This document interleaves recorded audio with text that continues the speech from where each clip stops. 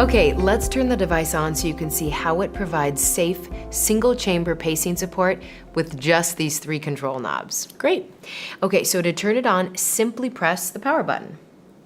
Remember, when connecting to a patient, be sure to have parameters set that will not cause pacing until sensing has been established. You'll also want to turn the outputs to 0.1 milliamp so there's no pacing until sensing is established. I see it's ready to pace at 80 paces per minute and 10 milliamps for either the atrium or the ventricle. Yes, these are the nominal settings. The device will automatically go to when the device is turned on.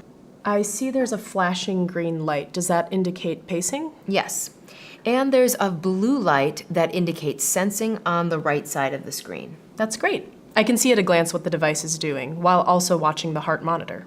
Yes, and another feature is the lock and unlock button. Can you guess what this does? Does it prevent accidental reprogramming? It sure does. That's a great safety feature. You can lock the device by pressing the lock button, this one that shows the key. It will also lock automatically after 60 seconds from the last parameter change. Okay. What if you happen to be using rapid atrial pacing? Will the auto lock occur? Yep, after 5 minutes have elapsed. Next, we'll discuss the knobs used for programming the settings. The top knob controls the rate. The rate range nominal is 80 paces per minute and goes from 30 to 200 paces per minute for all of your patient types and needs. Yes, we need those higher rates for our pediatric patients. So go ahead and change the rate to 70 paces per minute. Okay, but first I will need to unlock the device. Great job remembering the unlock button. I can hear and feel the clicks as I turn the knob and adjust the rate. I see you're already picking up on turning clockwise for higher numbers and counterclockwise for the lower numbers. Thank you, that was easy.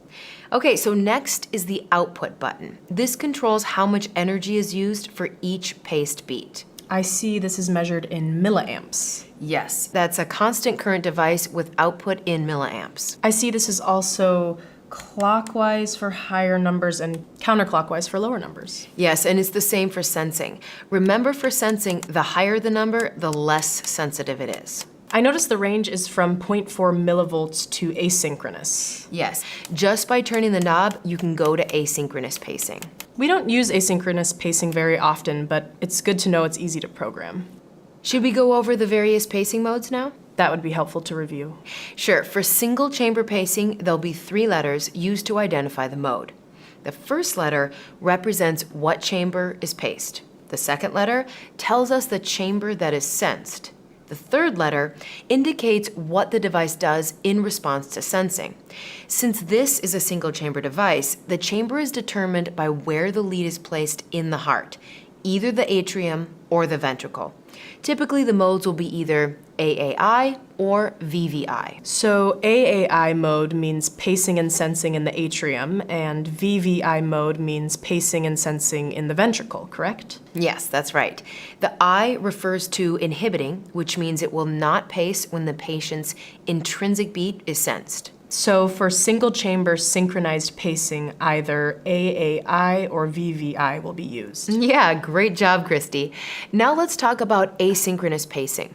Asynchronous pacing means the device does not sense intrinsic rate. It should be used when a patient has an intrinsic rate below the paced rate or no intrinsic activity. It can also be used to avoid or mitigate the effects of oversensing if appropriate for the patient. So this is when sensitivity is set to async? I see. If I see the async, I'll know that no sensing is occurring, so I'll only see green lights indicating pacing. That's correct. And since this is a single chamber device, the mode won't actually appear on the device. You'll need to know what chamber is being paced. Okay, got it. Once the device is programmed, press the lock button. Otherwise, it automatically locks in 60 seconds? Yes, and then the lock indicator will appear. Now let's look at the battery indicator. When all bars are present, the battery is full. As the battery declines, there'll be fewer bars, and when there's less than 24 hours left on the battery, the indicator will start flashing. So when I see the battery indicator flashing, I should change the batteries? Correct. As soon as you can safely change the batteries, you should do so. And with each new use or patient, you should install a new set of batteries. Is it okay to change the batteries if the device is actively pacing a patient? Well, Medtronic doesn't recommend changing the batteries while in use or actively pacing a patient.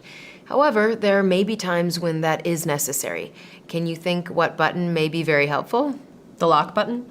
To ensure the program settings are not changed. Correct. Locking the device is needed before replacing the batteries. Also, remember pacing will be maintained for a minimum of 30 seconds when you're changing the batteries. Okay, so I should be sure the device is locked and be ready to quickly replace the batteries. Yes. Now, only one more step to practice with the user interface. Let's turn the device off. First, I'll need to unlock the device. Yes, great job remembering that. Then press the on-off button. Yeah, it's not turning off. To turn the device off, you need to press and hold the on-off button for a minimum of 2 seconds. All right, now it's off. Great. So this concludes our training session on the user interface and single chamber pacing.